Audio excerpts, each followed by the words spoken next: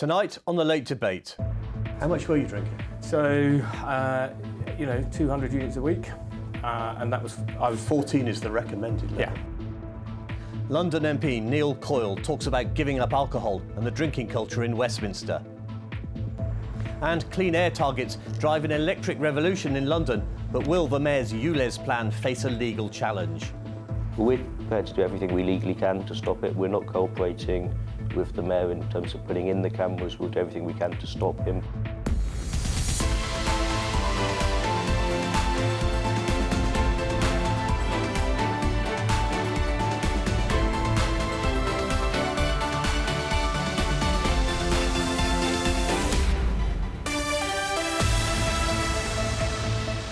Hello and welcome to The Late Debate. 12 months ago, Neil Coyle was the Labour MP for Bermondsey and Old Southwark. Today, he sits as an independent after losing his party's whip. He's being investigated by Parliament after allegedly making racial remarks to a journalist with a British-Chinese background. It happened in a Commons bar almost a year ago. I spoke to Mr Coyle earlier. How much can you tell us about what happened on the night? What do you remember? well, I remember all of it, but the process that Parliament's adopted for investigations requires me not to speak to journalists about the investigation. So because the investigation hasn't concluded, I would be breaching a confidentiality agreement that I have signed if I spoke to you about the specifics of the investigation. But what you can talk about is what has happened to you personally. On a personal level, and don't get me wrong, look, I fully accept that at that time there were elements of my behaviour that were problematic, and some of the language I used was unacceptable, and alcohol was a factor in that, but alcohol is not an excuse for poor standards or behaviour, and it's absolutely right and proper. There's investigation into all of the circumstances. But you've acknowledged that you have an issue with drink.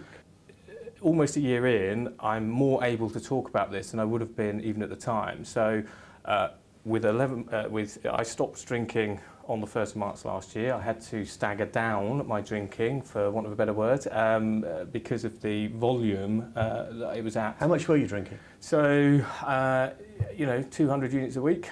And I was 14 is the recommended level. Yeah. So I was many multiple times what was considered wise healthily. But I've always been a big drinker. Taking the decision to stop was a big one, and is probably the only way I will stay healthy and alive, because as part of the process of stopping, I was subject to some health checks, and they discovered I had atrial fibrillation. My heart was going like the clappers, and irregular and too fast. So, did you grade yourself as an alcoholic, a binge drinker, a drunk? Do you know which you were? I would, now looking back, I would say I would say I've always been a problem drinker, and that comes from being from a family where, I was in the pub with my mum at 14. I remember, being really drunk at 15, and Dad saying afterwards, if you didn't come home and throw up in a pond, I'd be more worried about you, because it was a part of learning a normal life in the Coyle family. So your drinking isn't to be blamed on the culture at Parliament? It was happening before you became an MP? So what I would say is that for those who have either big drinking backgrounds or the potential, because the vast majority of people drink and never have a problem, right? So let's be frank. There are some of us who have an underlying predilection, whatever, call it what you like, where you can become more. And I would say I had a dependency. The habitual drinking after work that I had, I'd never been a day drinker, and the public perception of the alcoholic, someone who's got But did Parliament contribute to your ability to drink that much? Yes, because it's everywhere within Westminster, but also in previous years, I always lost weight and drank less when Parliament wasn't sitting, always. I wouldn't have had the dependency had I not been drinking so much, so routinely. So, how concerned should voters be about the drinking culture in Parliament? I think it is problematic, and I hope to see more of the 0% options. I mean, it's not, people still have a mindset of calibre being the only option and things like that, and other bad low alcohol beers are available out there if you have to say anything like that. But the options now are much greater, and they should be on the pump. If someone says no to a drink, please respect that choice. Do you know many other heavy drinkers in Parliament, yes, other fellow MPs? Of course. There are people who, even at the time, I got myself into trouble, there were others drinking more than me, who I would regularly be drinking with. So, what are the worst excesses you see? So well, there are people in Parliament, and this is don't think this is just MPs. This is not. This is journalists. This is there's 30,000 pass holders in Westminster. But there are people who drink throughout the day. I was never, I only drank after work, but managed to top up the tally I've given you. So, it gives you an idea of what the potential can be. My casework volumes are very, very high. I and my team bust the gut in Bermondsey and Old Southwark. I wanted to ask you that. Did your drinking affect your ability as a constituency MP? Did you let your constituents down? So I would say, no, my stats speak for themselves, and I'm very proud of the work I and my team do in the constituency. 5,000 constituents were in touch with me last year with responses on housing is the biggest issue, but immigration issues, the Home Office, all kinds of different issues they can answer. But also look at my track record here in Westminster. As a backbench member of the opposition, there are amendments I've got through, including recently on protecting the RNLI for prosecution. What do you hope will come out of you talking about this? I hope that others will take steps to examine how much, the quantity that they're drinking, and whether, I need a drink after work is I need or is I want. What about your future? You've lost the Labour whip. You presumably want to get that back. I do, absolutely. And do you intend to seek re-selection? Yes. To stand again as the MP for Yes, Bermondsey? and what's been amazing in the constituent local community in Southwark is the level of support that's come out of this. Community groups like the Afghan refugee group, the Somali group, local Sierra Leone. And have you had support from the Labour Party and fellow MPs? Of course, MPs from the party has a sort of pastoral element, and one of the conditions of getting the Labour whip back is following it whilst suspended. I still pay my subs to the PLP, so I'm very. Have you spoken to the leader, Sir Keir Starmer? No, I've never had a discussion with Sir Keir about this since suspension. I thought it was best to let the process conclude. I wish the process had been faster, obviously, but that has to follow its course. And I don't want to prejudice him in any way, and I think that's right and proper. And I hope that there's a fair outcome of this, and I believe a fair outcome does include me getting the whip back and given the chance. And have you given up drink for good, forever? Yes, yeah. And when I stopped last year, I didn't think it would be forever. But the longer the longer I've done it, and the more the benefits come through, the more determined I am on a health, work and family level to make sure I sustain it. And the benefits are colossal. I mean, you've met me before. I hope you can see that I've lost weight. I've lost 2.5 stone since last March. I get the best sleep of my adult life. I've saved hundreds of pounds. I get time back that wouldn't have been there. And you ask a question, I'll be completely honest with you about this. There is more I could have done as an MP. And I wish I could get that time back. But I'm resolute now that I will use my time better going forward. Neil Call speaking to me earlier. Now, electric car sales are rising in London, outstripping diesel and soon to be the top choice of vehicle in the capital. It comes as the Mayor presses ahead with his plan to include all of Greater London in the ultra-low emission zone. But this week, the Conservatives accused Sadiq Khan of manipulating the public consultation. Some London boroughs may ask the courts to block the expansion. The Mayor's mission to clean up the capital's air has sparked an electric car revolution in London. Labour-controlled Hammersmith and Fulham is promising residents and businesses they'll never be more than 400 metres from a charging point. As an added incentive, parking charges for electric cars are being slashed. We've had 2 rates for parking charges. We now have 4, much more based on the emissions that cars are giving out. So it's much more graded. If you have an electric car, you now only pay £2.50 an hour, up to the biggest gas-guzzling, belching car, which might be diesel, which goes up to £6 an hour. Last month, more than half of all new cars sold in London were electric. The waiting list for some models can be 12 months. Londoners are really, really conscious of the air pollution challenges and the climate change challenges facing the country and the city. And they want to do the right thing for the environment. But I think they're also discovering that electric cars, because they're much cheaper to run, actually can save them money as well. This dealer in Colindale in North London isn't in the ultra-low emission zone yet, but will be when it expands in August. The cheapest electric car here is close to £37,000, the most expensive nearer 60.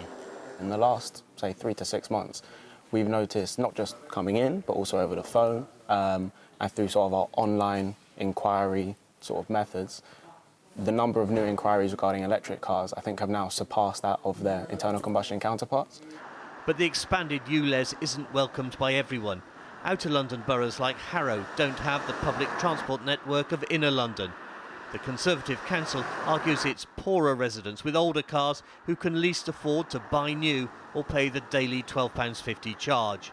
We're prepared to do everything we legally can to stop it. We're not cooperating with the Mayor in terms of putting in the cameras. We'll do everything we can to stop him putting cameras in, and we're looking at all of our legal options.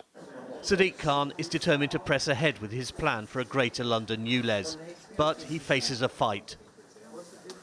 I'm joined now by Fleur Anderson, the Labour MP for Putney. For the Conservatives, it's Elliot Coburn, the MP for Carshalton and Wallington, and for the Liberal Democrats, Munira Wilson, the MP for Twickenham. Welcome all of you. Elliot, you represent an outer London borough. Can you, if you want to, can you stop the ULEZ expansion?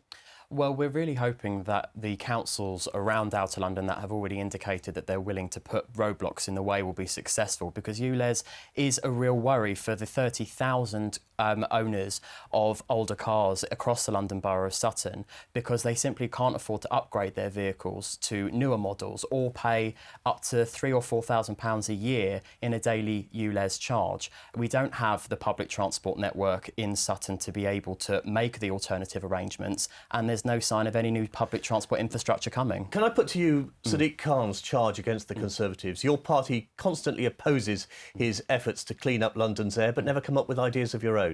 Well, we have put forward plenty of ideas in the Greater London Assembly, where our group has consistently amended the Mayor's budgets to put in alternative arrangements. But the idea that this has got anything to do with clean air doesn't stack up with the evidence, because the Mayor's own integrated impact assessment has said that this will have little to no impact on air quality whatsoever. This is the Mayor's own document saying this. Fleur, I can see you shaking your head there. Absolutely, yeah. So this is a public health emergency. If I go onto the doorsteps in Putney, I can absolutely see most people are saying they want cleaner air. They need it for their children. People are dying every day in Your London. Your constituency straddles the absolutely. North, It south, goes the through South it. Circular. Yeah. So part of it's in and part of it's out. Yeah. So is everyone signed up to it, do you think, in the bit that's going to move in? It's unfair to have some people able to breathe cleaner air and progressively cleaner air, whereas actually the deaths from air pollution in outer London are higher than inner London, and yet this is being taken up by the outer London councils instead of saying this is stunting children's lungs, it causes Alzheimer's, it causes cancer. If it was a water public health emergency, we would demand immediate action. It's because it's in the air, we can't see it, but it's no less dangerous for that.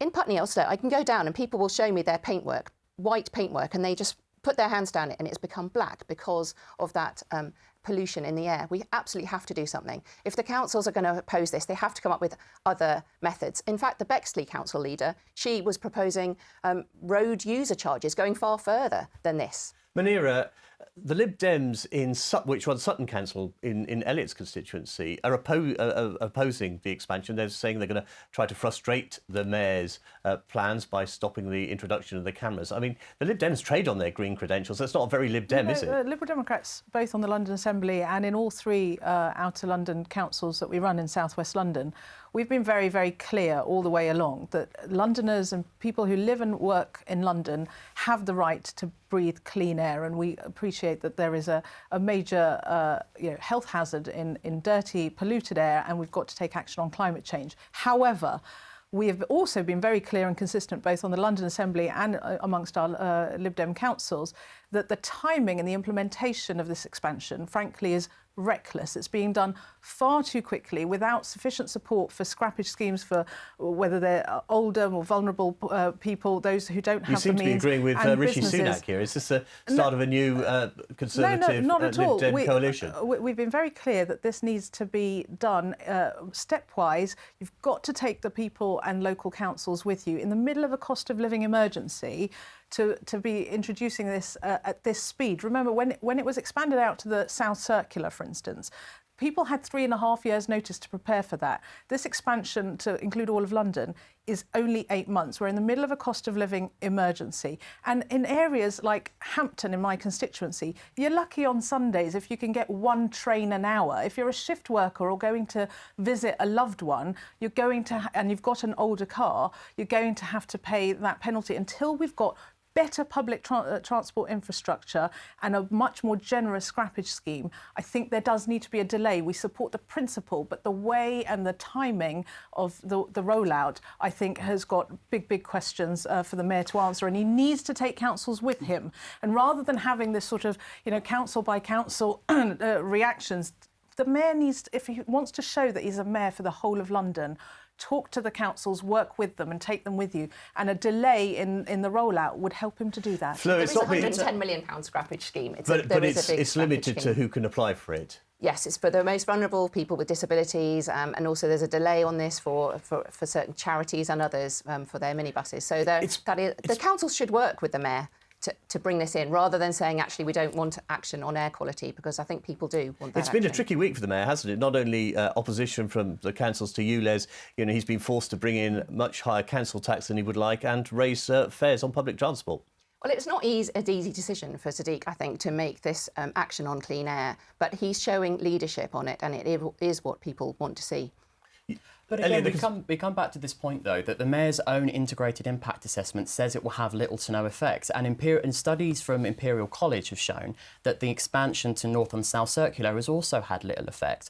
Now, it's great to hear from Munira that the Lib Dems have got concerns about this, but it doesn't match up with their actions in the Assembly. It was a Lib Dem Assembly member back in December 21 that was calling for the Mayor to introduce this. And in fact, when the decision... rubbish, Elliot. It's not true. You can go back and look at it. Has been very clear all the way along. She called for it back in December 21. We need a more generous scrappage scheme she and called better for it back in public December transport 2021. That both your Assembly members then voted for ULEZ expansion. And in fact, Caroline Pidgeon went as far as to complain that it had taken so long for the Mayor to catch up with what she said was a Lib Dem policy. She claimed credit for it for your party. She absolutely didn't. And they it's all available. You can the go Liberal and watch Democrats put down an amendment to the Mayor's motion on ULEZ to say that there needed to be more time because this wasn't in line with his stated strategy. So I don't know what you're looking at. You still voted to allow him to do it. But we've asked him to take more time to provide for the scrappage scheme, to put in better public transport infrastructure. The local authorities have called for that. My own local authority has called for that.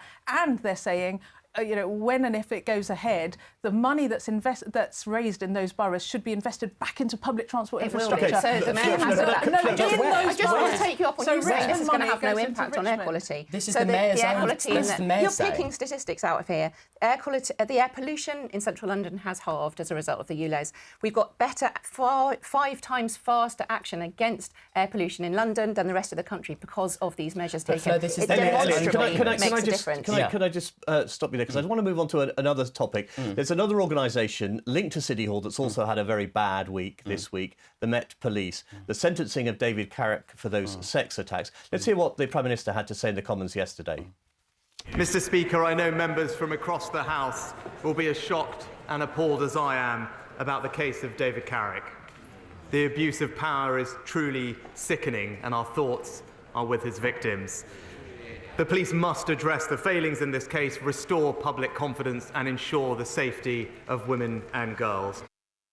Fleur, Munira, you're both women MPs. How do you feel about police officers supposedly guarding MPs in the palace? Oh, it's disgusting. It's shocking. Anyone would agree with that. And to think that he abused his position as a police officer to get away with a lot of this.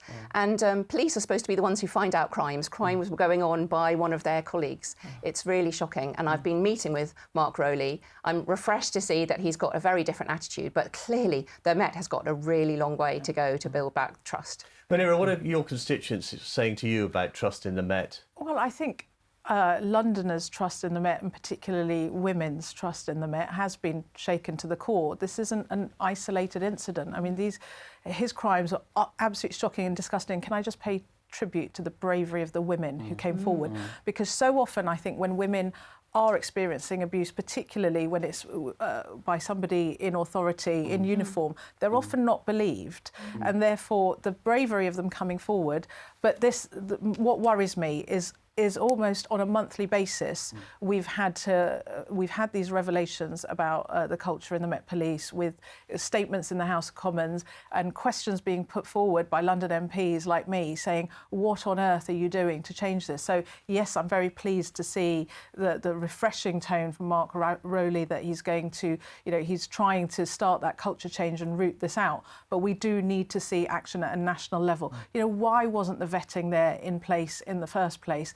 There need to be proper national standards around vetting and disciplinary procedures, because many police officers are just not subject to that at the moment. We need that across the board. And what worries me is there's about 800 police officers in the Met currently under investigation for sexual abuse and domestic violence.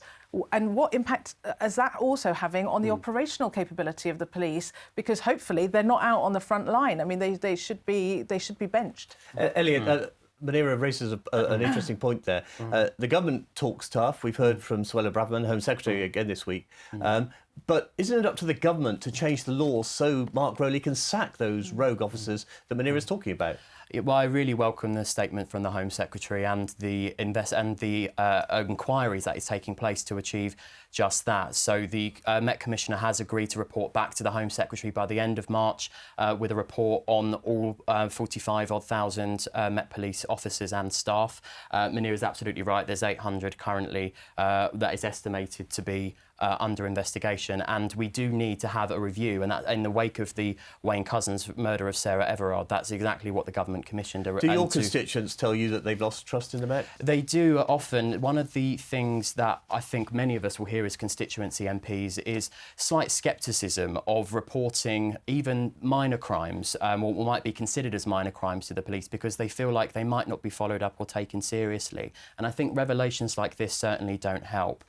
So I think that is why it's so incredibly important for the Commissioner to get this right and to root this out. Fleur, how badly damaged is trust in the Met? Oh, extremely. And then stories just keep coming out. And this is bad for morale within the Met as well. To know that your colleagues are doing this and getting away with this is absolutely shocking. So it has to be rooted out. It has to start with those cases of existing officers. And the Commissioner says he's got all these officers on the payroll that he potentially doesn't want to have on the payroll. That's got to start with them. There's got to be action. And violence against women and girls has got to be tackled as a priority. And that's got to be in actual deeds, not just words. There's a whole culture shift needed here. But the legislation as well is often tying the hands of the police. They don't even have to be interviewed. The vetting procedures don't have to be taken across the country. So people watching who aren't living in London but in other police forces, it will be affecting them as well. That's really concerning. Munira, if women constituents ask you, should I get into a police car, what do you say? Well, I mean, if they have to, that's what they should be doing. And let's not forget, actually, there are many decent, Munira, I'm afraid I'm going to have to officers. stop you there, because I'm afraid we've run out of time. Okay. But thank you very much for joining us. Thanks to Elliot, to Fleur, and to Munira and to Neil for talking to us tonight. We'll be back in February. Until then, have a good night and thanks for watching.